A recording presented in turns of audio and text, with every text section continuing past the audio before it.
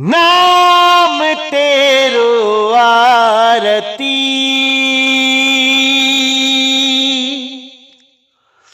नाम तेरो आरती,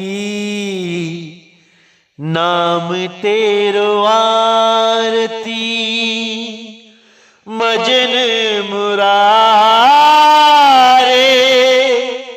हरि के नाम बिन जूठे सगल पसारे, नाम तेरो आरती, मजन मुरारे। हरि के नाम बिन जूठे सगल पसारे, नाम तेरो आरती।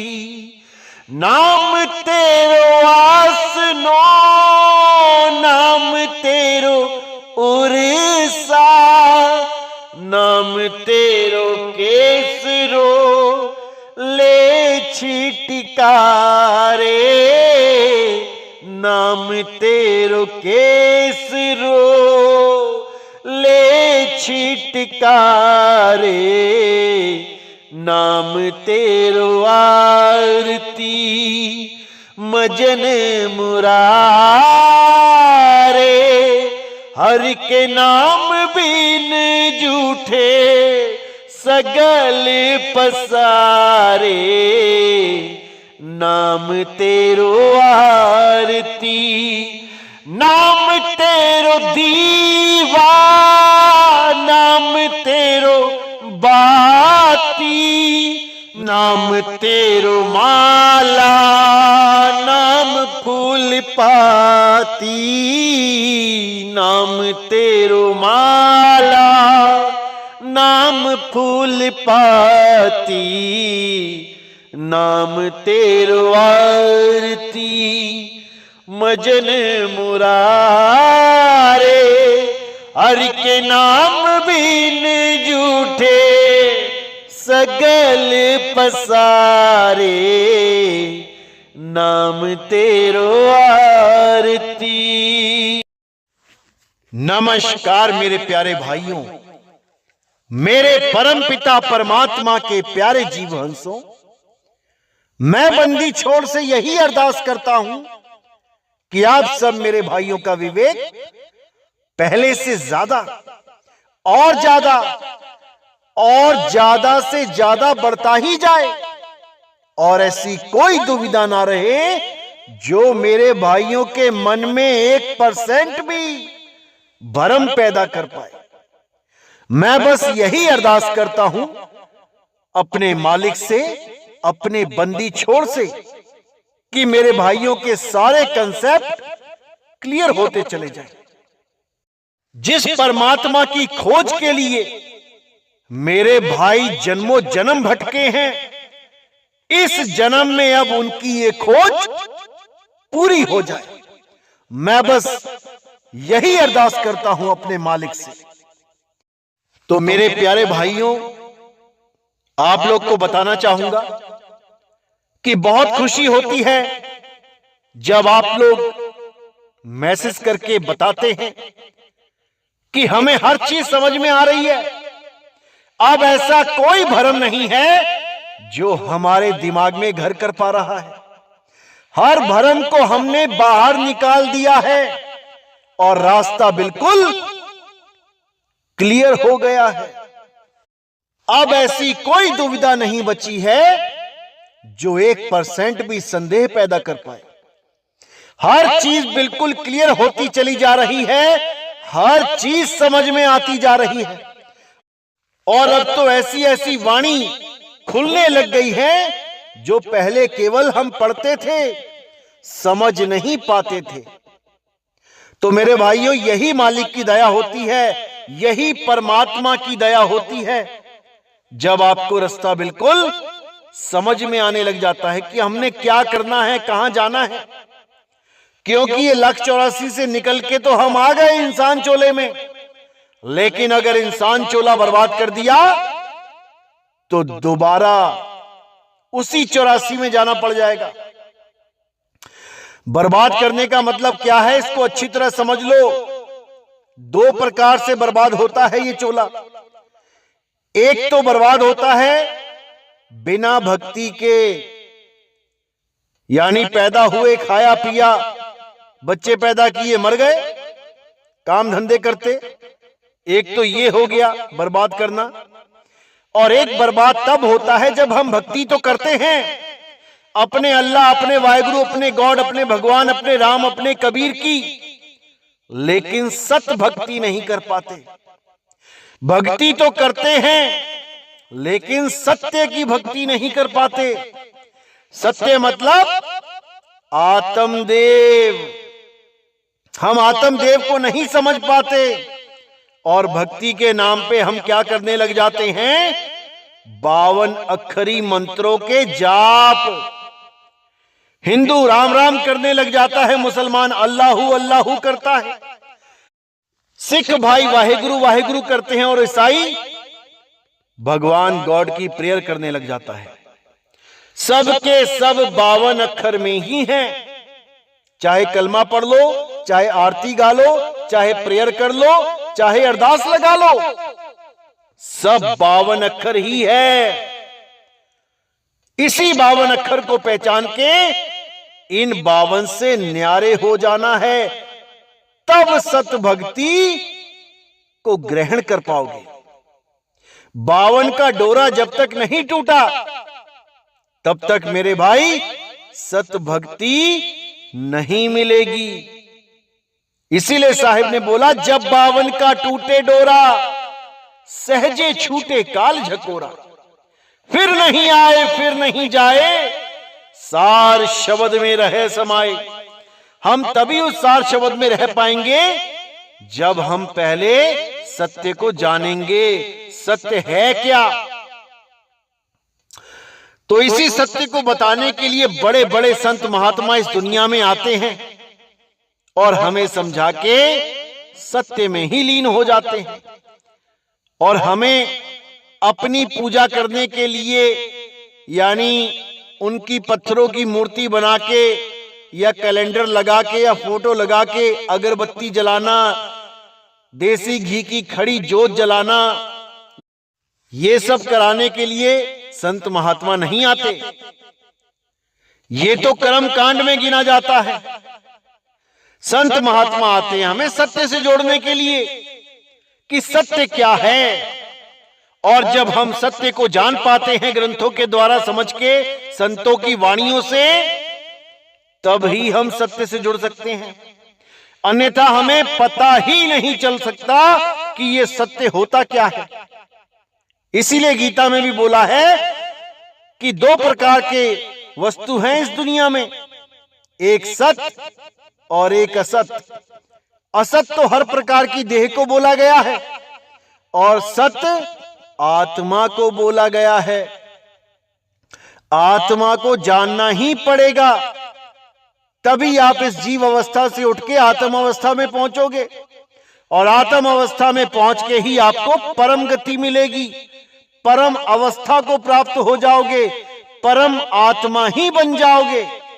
लेकिन ये तब होगा जब आप आत्म ज्ञान में लीन रहोगे। आत्म ज्ञान के अलावा और किसी ज्ञान को सत्य ना तो मानोगे और ना ही उसके पीछे लगोगे, अपनी सूरत को भटकाओगे, कभी नहीं। अब केवल आत्मा में ही रमण करना है, आत्मा में ही स्थित रहना है और आत्म ज्ञानी हो जाना है। क्योंकि ज्ञानों में सर्वश्रेष्ठ ज्ञान केवल आत्म ज्ञान है। आत्म ज्ञान में स्थित हो जाओगे, परमात्मा स्वयं हो जाओगे। अरे कोटि तो ब्रह्मा भय, कोट भय ईश, साहिब तेरी बंदगी से जीव बने जगदीश। इस जीव को ही इतनी ऊंची गति मिल जाती है कि ये परमात्मा के साथ सिंहासन पे बैठता है जाके, और फिर इसे कोई पहचान नहीं पाता कि ये जीव था कि परमात्मा है। तो साहिब कहते हैं अब तो जाए चढ़े सिंहासन, अरे मिले हैं सारंग पानी, राम कबीरा एक भय है, कोई ना सके पहचाने। कोई नहीं पहचान पाएगा जब आप परमात्मा में लीन रहोगे। आप ही परमात्मा हो जाओगे जब इस देह को छोड़ के सदा सदा के लिए उस मालिक में लीन हो जाओगे। अभी आपको परमात्मा नहीं कह सकते, क्योंकि अभी अवस्थाएं दो हैं। अभी आप जीव अवस्था में हो और परमात्मा उच्चतम अवस्था में है, इसीलिए आप जीव कहला रहे हो, दुख भोग रहे हो। तो साहिब कहते हैं एक कहो तो है नहीं। अभी कोई कहे कि जीव ही परमात्मा है तो नहीं है। परमात्मा निर्भय है और जीव भय में है। अरे एक कहो तो है नहीं और दो कहूं तो गारी। जब इस जीव को उस परम अवस्था तक पहुंचने के बाद भी कोई कहे कि जीव और परमात्मा अलग अलग हैं, तो गाली के समान हो जाता है, क्योंकि अब वो दो नहीं रहे, अब वो एक हो गए हैं। पहले एक नहीं थे, अब वो एक हो गए हैं। अरे एक कहूं तो है नहीं और दो कहूं तो गारी। जैसा है तैसा कहूं, कहे कबीर विचारी। जिस अवस्था में जो है उसका वैसा ही वर्णन करता हूं मैं।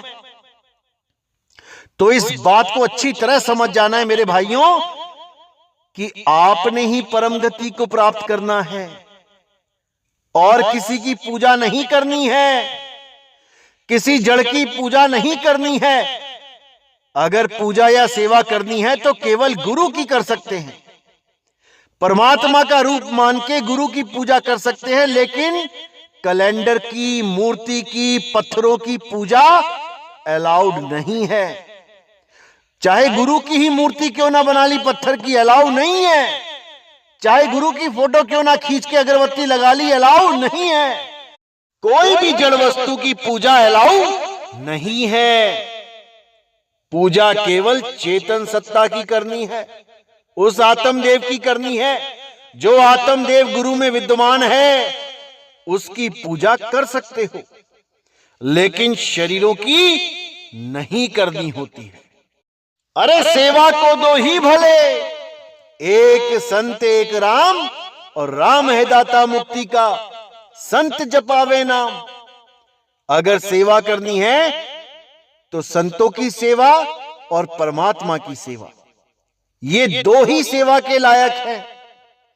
संतों की सेवा कैसे करते हैं? संतों की सेवा करते हैं प्रचार में योगदान करके, क्योंकि जो संत अपना जीवन प्रचार में लगा देते हैं, जो संत अपना जीवन मालिक की बंदगी करने और करवाने में लगा देते हैं, उनके प्रचार में अगर हम कुछ योगदान कर सकें तो ये संतों की सेवा ही है। संतों की सेवा का मतलब ये नहीं कि तुम उनकी तेल मालिश करते रहो, तुम उनके हाथ पैर दबाते रहो, ये संतों की सेवा नहीं है। संतों की सेवा है उनके काम में आप अगर हाथ बटाते हो तो, जिस काम के लिए वो इस दुनिया में आए हैं उस काम में अगर आप सहयोग करते हो तो वो सच्ची सेवा है संतों की।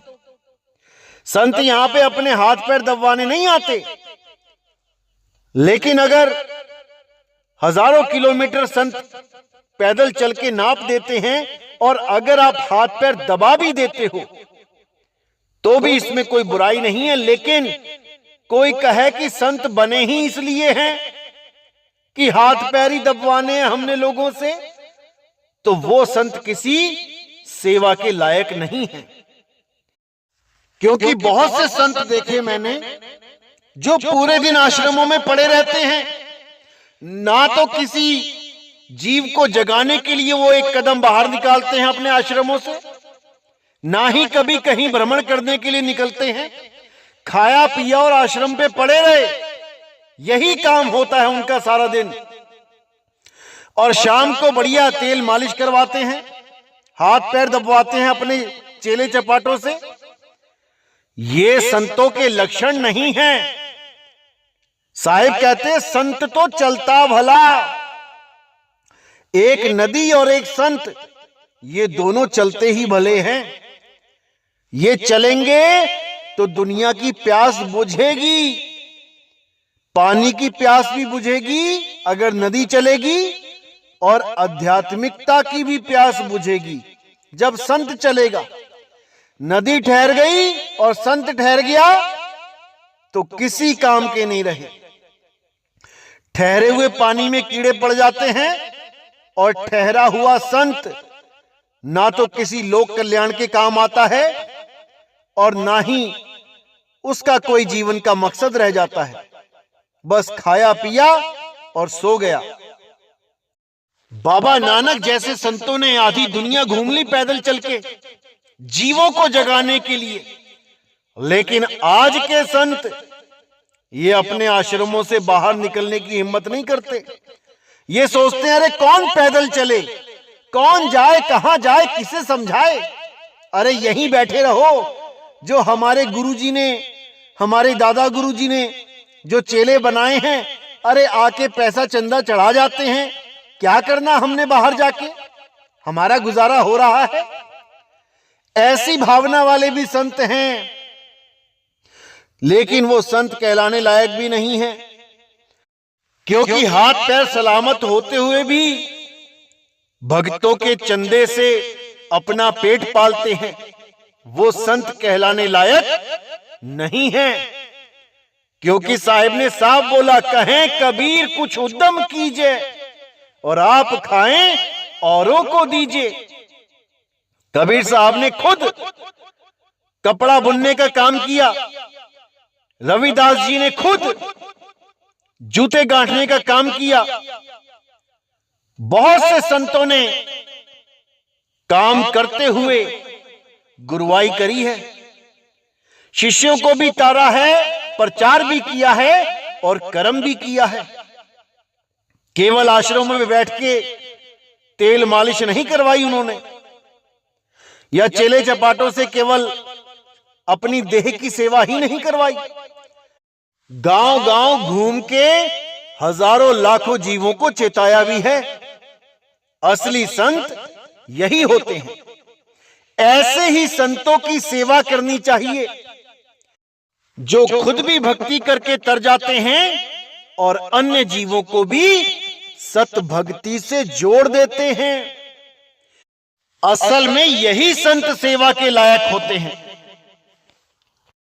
और जो भी भगत संतों के प्रचार में योगदान करता है, परमात्मा के अन्य बच्चों को जगाने में मदद करता है, परमात्मा सदा उससे प्रसन्न रहते हैं।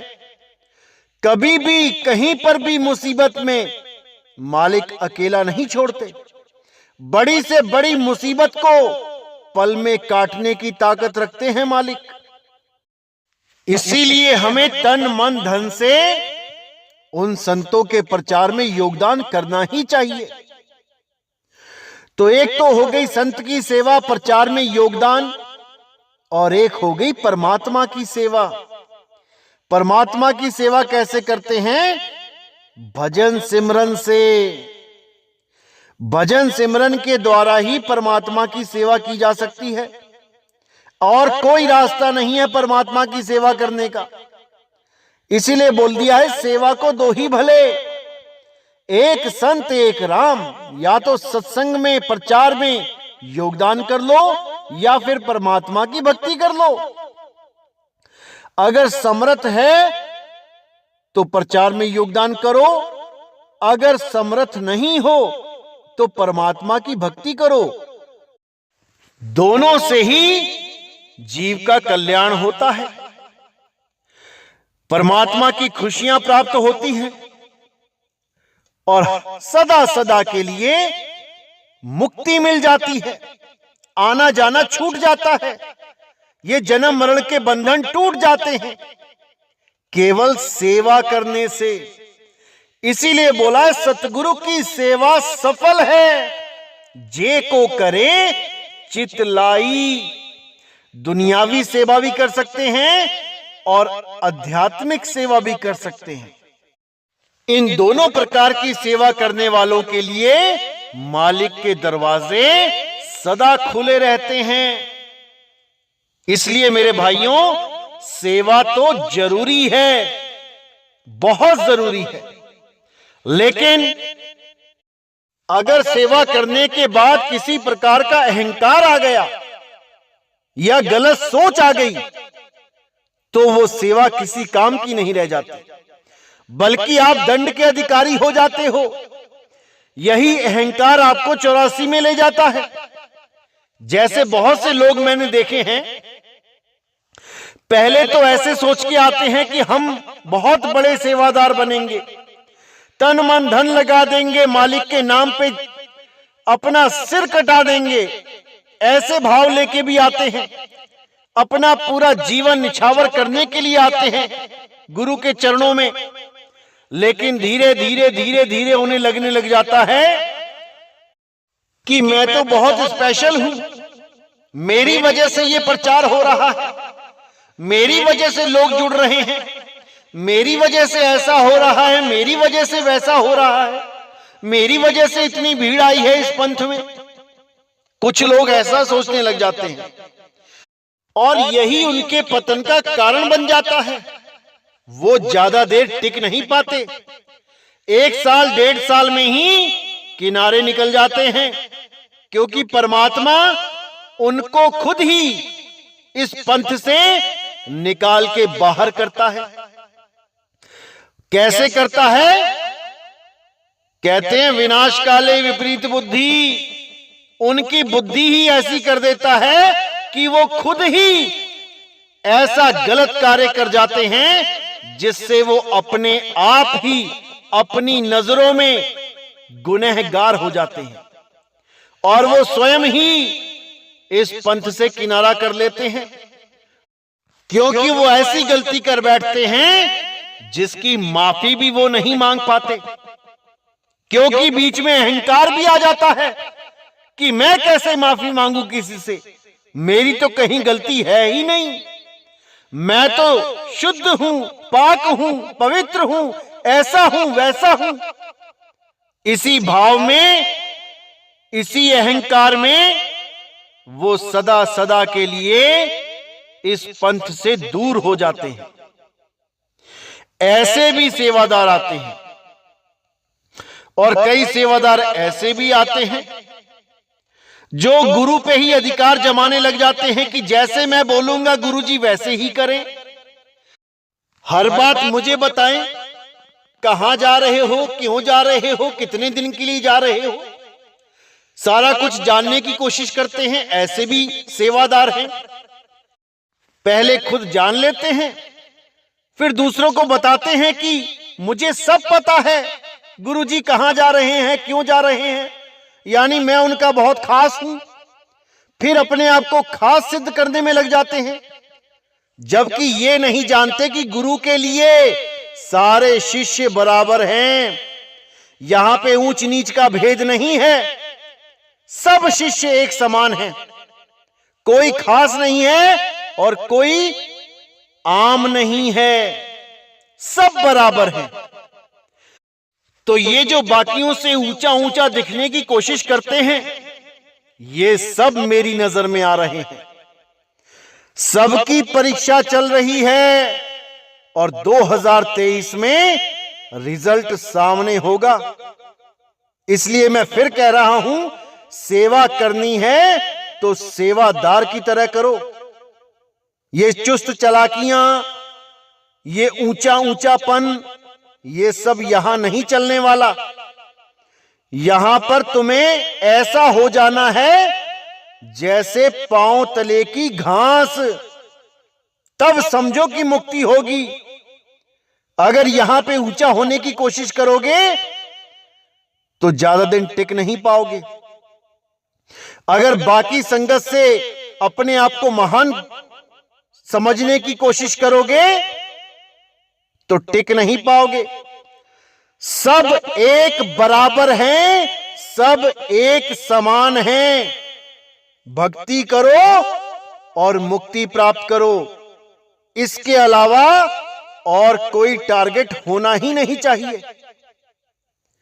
तो जो भगत इस भावना के साथ भक्ति करते हैं कि हम सब एक हैं, हम में कोई बड़ा नहीं, कोई छोटा नहीं। अगर गुरु ने किसी को चुना है सेवा के लिए तो इसका मतलब यह नहीं कि वो बाकियों से ऊंचा हो गया।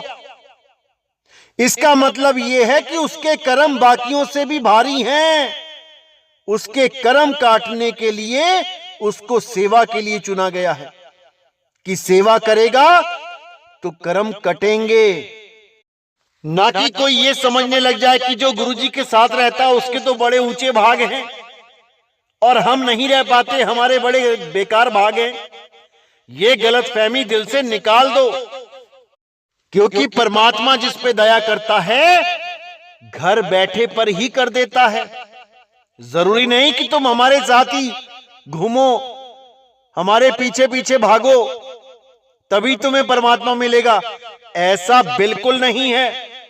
सच्चे मन से उस मालिक का ध्यान करो, उस मालिक को ध्याओ, उसके नाम में स्थिर हो जाओ, फिर देखो कि क्या होता है, फिर देखो परमात्मा की कैसी दया होती है। हृदय नाम ते आओ, घर बैठे प्रभ पाओ। वो मालिक घर बैठे बैठे मिल जाएगा, कहीं जाने की जरूरत नहीं पड़ेगी। लेकिन बस मन सच्चा होना चाहिए, भक्ति सच्ची होनी चाहिए, सेवा सच्ची होनी चाहिए। अहंकार नहीं आना चाहिए कि अगर मैं ना होता तो ये पंथ ना चलता, इस पंथ को चलाने में मैंने बहुत बड़ा योगदान दिया है।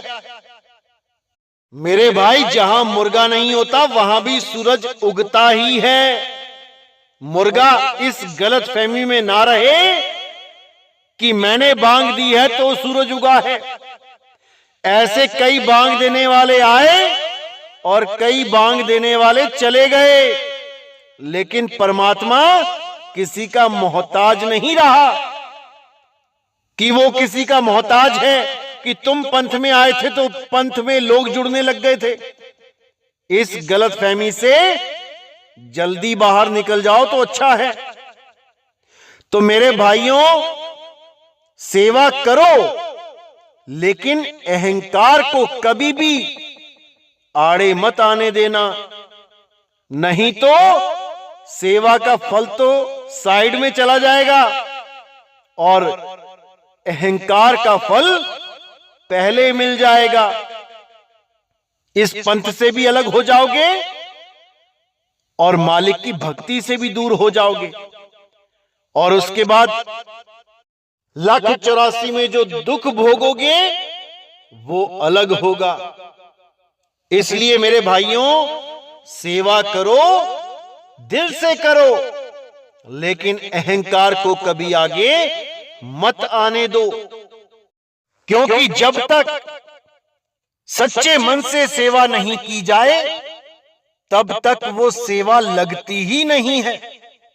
जैसे आपको ओम तत् सत असत का ज्ञान समझाया गया कि अगर आपका भाव सत्य है तभी आपके ये यज्ञ जप तप सफल होते हैं। अगर आपका भाव ही असत्य है तो आप कितना ही क्यों ना कर लो, वो यज्ञ जप तप वो सफल हो ही नहीं सकता। इसी प्रकार गुरु की सेवा भी 2 प्रकार के जीव करते हैं।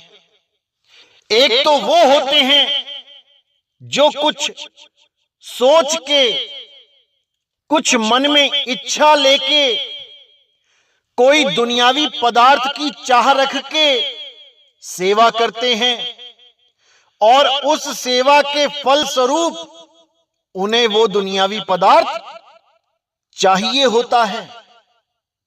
वो किसी ना किसी आस को लगा के सेवा करते हैं। जैसे वो सोचते हैं कि हम इस पंथ में सेवा कर रहे हैं तो हमें कोई बड़ा ओहदा मिल जाए, हमें कोई बड़ा पद मिल जाए, हम बाकियों से ऊंचे हो जाएं क्योंकि हम सेवादार हैं। कुछ ये सोच के सेवा करते हैं। और मेरे भाइयों, मैं सही बताऊं, इस प्रकार के लोग 1 1.5 साल से ऊपर टिक ही नहीं सकते। हद 1.5 साल, इससे आगे उनके बस का रोग नहीं है। नितिन दास के साथ रहना, क्योंकि जो वो चाहते हैं, जो वो लाभ इस पंथ में रह के प्राप्त करना चाहते हैं, दुनियावी लाभ, वो उनको मिलने वाला नहीं है।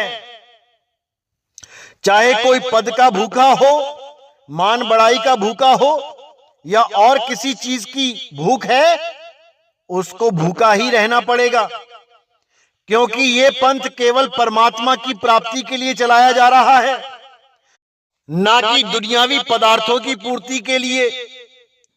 तो अगर कोई इस गलत फहमी में है कि मैं सेवा करूंगा तो ऐसा हो जाएगा, मैं सेवा करूंगा तो वैसा हो जाएगा, वो गलती से भी इस पंथ में मत आना।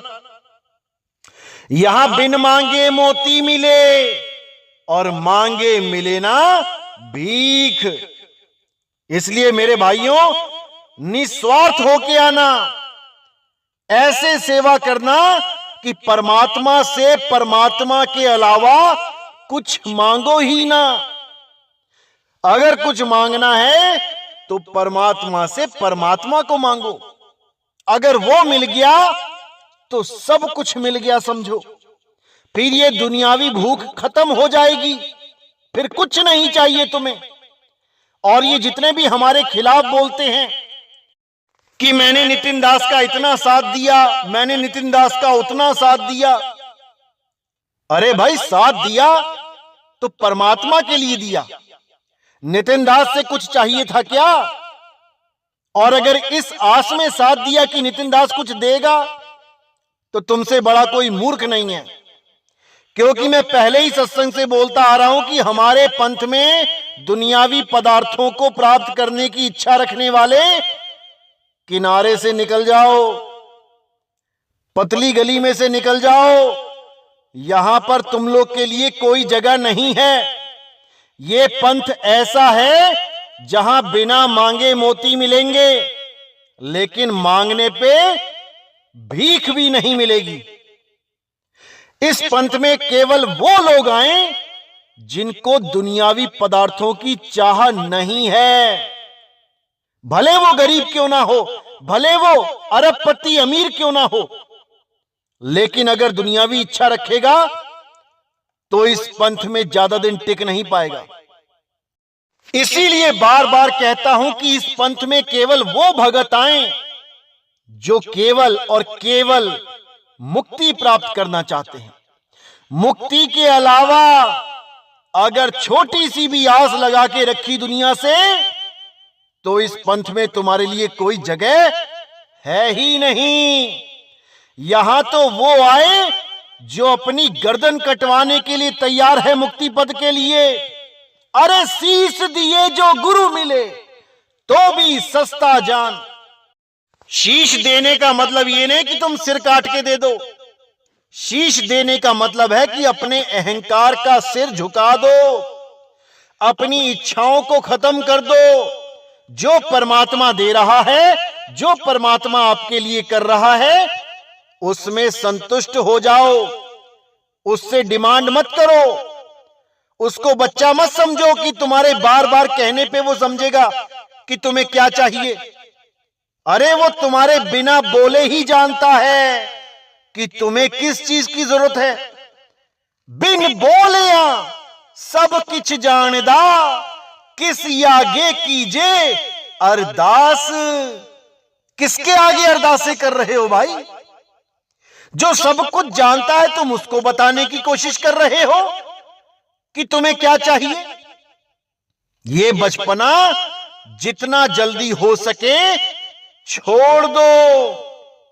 अरे जो तू चाहे मुझको छोड़ सकल की आस, मेरे जैसा हो रहे सब सुख तेरे पास।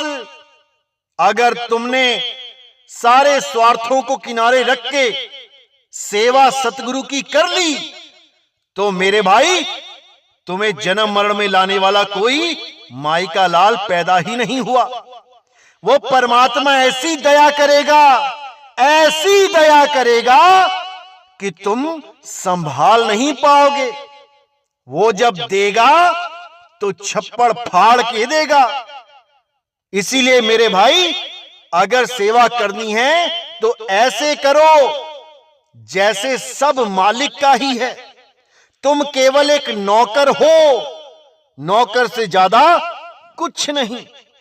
सेवा करनी है तो ऐसे करो, वरना अहंकारी बनके दर दर की ठोकरें खाओगे।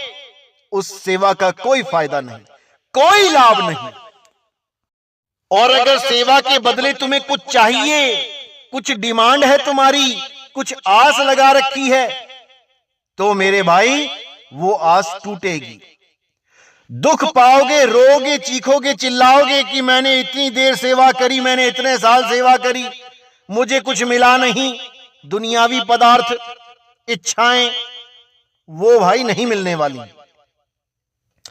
नेकी कर दरिया में डाल, तुम्हें इस सेवा का फल वहां मिलेगा जहां परमात्मा तुम्हें अपनी गोद में बैठाएगा।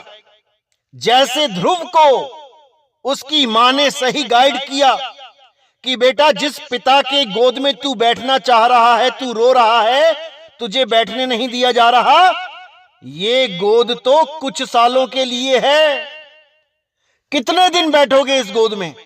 एक दिन पिता भी चला जाएगा, पुत्र भी चला जाएगा। अगर सच में गोद में ही बैठना चाहते हो तो परमात्मा की गोद में बैठो। उस 6 साल के बालक को मां रूपी ऐसा गुरु मिला कि उसने उस दुनियावी पिता की गोद त्याग दी, दुनियावी इच्छा त्याग दी। अब उसे कोई सरोकार नहीं है पिता की गोद से, इस दुनिया से। अब वो अपने भगवान की गोद में बैठने के लिए घने जंगल में चला गया, जहां जंगली जीव जंतुओं का भंडार था। लेकिन फिर भी वो 6 साल का बालक उस तप में लीन हो गया, और जो उसे चाहिए था वो उसे मालिक ने दिया। अरे जो जो मांगो ठाकुर अपने से, सोई सोई देवे। इस वाणी को पढ़ के कई लोग कहने लगते, देखो हमें हर चीज ठाकुर से ही मांगनी है। अरे भाई, ये मुक्ति पद की बात हो रही है कि जो जो मांगो ठाकुर अपने से, सोई सोई देवे। ये दुनियावी चीजें तो आपके पिता भी दे सकते हैं, उनसे मांग लो। आपकी माता भी दे सकती है, उनसे मांग लो। आपके पड़ोसी भी दे सकते हैं, दादा दादी, चाचा चाची, नाना नानी, कोई भी दे सकता है। लेकिन जो मुक्ति पद की बात है वो केवल ठाकुर दे सकता है, और किसी के बस की बात नहीं है। तो उन सेवादारों को मैं सलाह देना चाहता हूं जो ये सोचते हैं कि मैंने बहुत सेवा करी है और मुझे कोई परिणाम नहीं दिया गया, इसलिए मैं नितिन दास को गालियां दूंगा, मैं नितिन दास को खूब बदनाम करूंगा। तो मेरे भाइयों, आपकी गालियों का स्वागत है, आपकी दी हुई बदनामियों का भी स्वागत है। नितिन दास को किसी से कोई फर्क नहीं पड़ता। करने वाला जो कर रहा है उसका भुगतान उसे परमात्मा देगा। नितिन दास ना तो किसी के लिए बुरा कहेगा और ना ही कभी किसी का बुरा चाहेगा, क्योंकि नितिन दास को इस चीज की परमिशन ही नहीं है कि परमात्मा के जीवों को बुरा कहे या परमात्मा के जीवों का बुरा मांगे। अरे ईसा मसीह को क्रूस पे चढ़ा दिया गया, कीलें ठोक दी गई, वो तब भी यही बोलते रहे, हे मेरे परमात्मा, इन बच्चों को माफ करना, इन्हें नहीं पता कि ये क्या कर रहे हैं, क्योंकि काल ने इनकी बुद्धि भ्रष्ट कर दी है। ये समझ नहीं पा रहे हैं कि ये क्या कर रहे हैं। इन सब को क्षमा करना मेरी यही अरदास है आपसे। तो इसी प्रकार नितिन दास भी परमात्मा के आगे यही अरदास करता है कि जो लोग मेरे खिलाफ बोलते हैं, मुझे गालियां देते हैं, मुझे बदनाम करने की कोशिश करते हैं, हे परमात्मा उन्हें माफ करना। वो नहीं जानते कि वो कितनी बड़ी गलती कर रहे हैं, लेकिन वो मन के गुलाम हैं, इसलिए नहीं समझ पा रहे। मन उनके ऊपर हावी हो चुका है, इसलिए वो इस चीज को नहीं समझ पा रहे। और सत्य के प्रचार में रोड़ा बनने की कोशिश कर रहे हैं, मैं उनके लिए भी परमात्मा से क्षमा मांगूंगा कि उनकी जगह मैं आपसे माफी मांगता हूं। ये नादान नहीं जानते कि ये क्या कर रहे हैं, लेकिन मेरी अरदास से आप इन लोगों को माफ करें, इन लोगों का भी भला करें, क्योंकि सब अपने ही भाई हैं, सब उसी मालिक के बच्चे हैं। हमने किसी का बुरा चाहना ही नहीं है, चाहे कोई कितना ही बुरा क्यों ना करे, हमने पलट के जवाब नहीं देना। कोई कितना ही बकवास क्यों ना करता रहे, हमने पलट के जवाब नहीं देना है।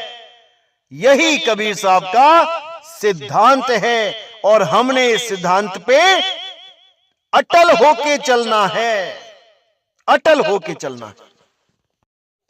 तो मेरे भाइयों, सेवा का जो लाभ है, सेवा का जो महत्व है, वो आपको मैंने बता दिया है। और बहुत जल्दी एक सेवा और आने वाली है। परमात्मा की असीम कृपा से अब 2022 में टीवी चैनल पे हमारा सत्संग प्रसारित होगा और पूरे विश्व में इसका प्रसारण होगा। और मुझे पूरा यकीन है कि इस प्रसारण से अलग अलग देशों में बैठे हुए मेरे भाई जरूर जागेंगे, पूरा विश्व जागेगा, क्योंकि मेरे भाइयों समय आ गया है। अब समय आ गया है जब पूरा विश्व एक झंडे के नीचे आएगा। अब समय आ गया है। तो ये सेवा 2022 में टीवी चैनल में प्रोग्राम चलाने की होगी। जो भी भगत भाई इस सेवा में योगदान देना चाहेगा वो दे सकता है। कैसे देना है योगदान, क्या करना होगा, कैसे करना होगा, इस सब के लिए मैं एक अलग से वीडियो बना दूंगा। उसमें सारा प्रोसीजर बता दूंगा कैसे क्या करना है। तो आप अपने घर बैठे इस सेवा में अपना योगदान दे सकेंगे और परमात्मा के उन बच्चों को भी जगाने में आप मदद कर पाएंगे जहां तक हमारा YouTube चैनल नहीं पहुंच पा रहा है। पूरे विश्व में लोग बैठे हैं, सुबह उठते ही धार्मिक चैनल देखते हैं, सत्संग सुनते हैं। अगर उन्हीं सत्संगों में हमारा भी आधे घंटे का प्रोग्राम चल गया तो विवेकी हंस एक पल में जाग जाएंगे। बस सत्य की बात पहुंच नहीं पा रही है लोगों तक, इसलिए लोग नहीं जाग पा रहे हैं। जैसे ही ये सत्य का डंका उनके घरों में, उनके टीवी चैनलों में बजेगा, वो भी जाग जाएंगे। जागना पड़ेगा, क्योंकि विवेक असत्य को जानने के बाद उसको ग्रहण कर ही नहीं सकता। अगर एक बार सत्य पता लग जाए तो मालिक की ऐसी कृपा हो जाती है कि आत्माएं तड़प उठती हैं सत्य को प्राप्त करने के लिए, और विवेक असत्य को टिकने भी नहीं देता। इसलिए मेरे भाइयों, पूरा योगदान करना है। जितना आपका सामर्थ्य है उस हिसाब से योगदान करना है और इस प्रचार को 2023 तक पूरे विश्व में फैला देना है। क्योंकि मेरे भाइयों, ये इंसान चोला ही है जिसमें रह के हम दूसरे भाइयों को जगा सकते हैं। अगर हम एक बार 84 में चले गए तो ना तो खुद जाग पाएंगे, ना किसी अपने भाई को जगा पाएंगे। ये काल की नगरी है, 84 में घुमा घुमा के मारेगा। इसलिए मेरे भाइयों, ये सुनहरी मौका अपने हाथों से निकलने नहीं देना है। हमने खुद भी जागना है और अपने परमात्मा के प्यारे जीव हंसों को भी जगाना है। घर बैठे बैठे ही जगा देंगे, इस सेवा में योगदान करके। किसी की भी सेवा व्यर्थ नहीं जाएगी। इतने हंस जागेंगे आप सोच भी नहीं सकते। तभी पूरे विश्व में भारत ही विश्व गुरु कहलाएगा, क्योंकि पूरे संसार को देखने का नजरिया ही बदल दिया जाएगा। जिन जमीनों के पीछे लोग मर रहे हैं, लड़ रहे हैं, एक दूसरे देश पे हमला कर रहे हैं, ये सब शांत हो जाएंगे। ये सब अपने अपने देश में ही संतुष्ट हो जाएंगे। जितनी जमीन मिली है उसी में संतुष्टि मिल जाएगी। अब दूसरों के खजानों पे, दूसरों की जमीनों पे नजर नहीं डालेंगे और ना ही धर्मों के नाम पे एक दूसरे का गला काटेंगे, क्योंकि वो सब जानेंगे सत्य क्या है। वो सब पहचानेंगे कि 52 अक्षरों का खेल क्या है। और एक दिन इन 52 अक्षरों से ऊपर उठ के सारा संसार एक हो जाएगा, एक परमात्मा की भक्ति करेगा, एक सतनाम को जानेगा। तब पूरा संसार सतयुग में बदल जाएगा। इसी कलयुग में सतयुग आ जाएगा। सतयुग आके रहेगा, कोई रोक नहीं सकता, कोई नहीं। तो मेरे भाइयों, उस घड़ी का इंतजार करो जिस दिन ये सेवा शुरू होगी। और परमात्मा ने चाहा तो ये सेवा ऐसा रंग लाएगी कि दुनिया देखेगी कि ये हो क्या गया। मालिक पे भरोसा रखो, परमात्मा सबको इस काल की नगरी से आजाद करेगा। पूरा भरोसा रखो उस बंदी छोड़ पे। अब कोई भी हंस इस दुनिया में नहीं अटकेगा। अगर उस पे मालिक की मुहर लग जाए तो। इसलिए मेरे भाइयों, अब समय आ गया है कुछ करके दिखाने का। इसलिए सबने एकजुट हो जाना है, क्योंकि ये किसी एक आदमी का खेल नहीं है। किसी एक के जोड़ लगाने पे ये नहीं होगा। ये तब होगा जब हम सब एक हो जाएंगे। इसीलिए बोला गया, साथी हाथ बढ़ाना, एक अकेला थक जाएगा, अरे मिलके जोर लगाना। इसलिए मेरे भाइयों, अब एक होने का समय आ गया है। अब हमने एक होके वो करके दिखाना है जो आज तक कोई नहीं कर पाया। और मुझे पूरा यकीन है अपने भाइयों पे कि वो इस कार्य को भली भांति अंजाम देंगे। मुझे पूरा विश्वास है अपने परमात्मा के प्यारे जीव हंसों पे कि वो परमात्मा के बच्चों के लिए पूरा जोर लगा देंगे। तो आज का सत्संग मैं यही समाप्त करता हूं और अगला सत्संग बहुत जल्दी आएगा। और बताना चाहूंगा कि जो भाई लोग थाईलैंड में नाम दीक्षा के लिए इंतजार कर रहे हैं, मैं बहुत जल्दी उनके पास आ रहा हूं। बस कुछ दिनों की और बात है, उसके बाद आपसे थाईलैंड में मुलाकात होगी। और उसके बाद मलेशिया और सिंगापुर वाले भगत लोग भी तैयार रहें, बहुत जल्दी उनसे भी मिलाप होने वाला है। परमात्मा ने चाहा तो पूरे विश्व में मालिक के नाम का डंका बज के रहेगा।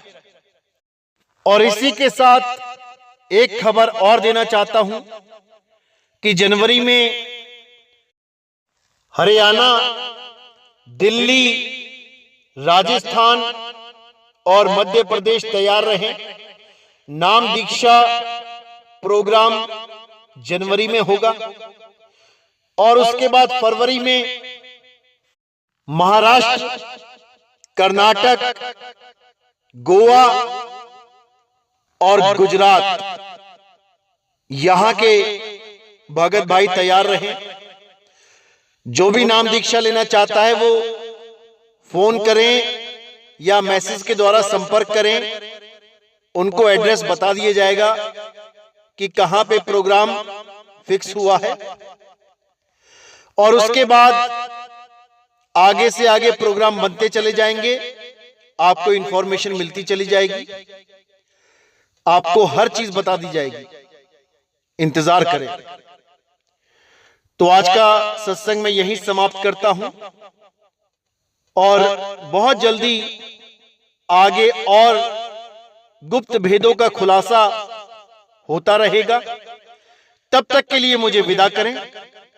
बोलिए सतगुरु वैराग साहिब की जय, सतगुरु मदनपति साहिब की जय, सतगुरु बंदी छोड़ सतगुरु सत्य कबीर साहिब की सदा ही जय हो, सदा ही जय हो। मेरे मालिक की साहिब बंदगी सत न